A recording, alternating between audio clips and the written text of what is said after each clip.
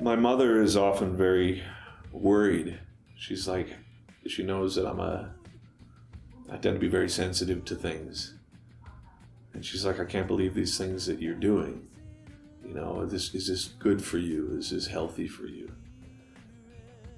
But what I really realized during this whole period is that these things come to me because, because I'm good at it. And I think that the reason why I can come out of the pandemic and do the Royal Albert Hall 2 nights or Bloodstock or any of these things, that you have to be psychologically so resilient towards.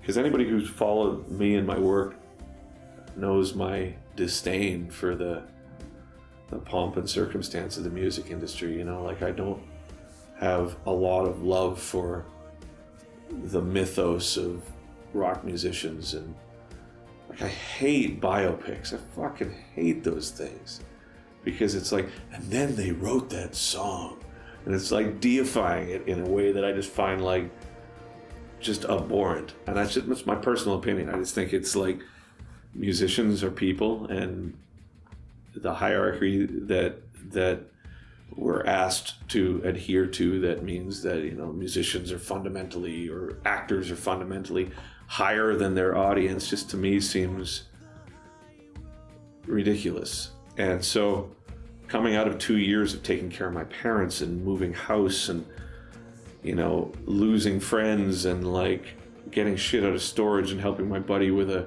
drug addiction and like going through these normal human things, and then all of a sudden it's like, okay, so now you have to go on stage because this is the job, and people don't want to hear that. People want to be entertained, and your job is to entertain them. And I remember thinking a couple of times, like, I can't do this anymore. Like, I don't know how to get up there and just entertain, because it seems like the whole dog and pony show is it seems absurd. So how it felt when I got up there was, don't forget that you love the music, and that I feel that music comes to musicians, and we should be grateful as artists to be able to represent this stuff. And if that's the case, then I'm a fan of the music too, because I don't think it's like my music. I think it's just music. I think music exists. So my insecurities about going back were quelled by the fact that when I was playing, I thought, don't think of this as being you. Think of it as, do a good service to these songs.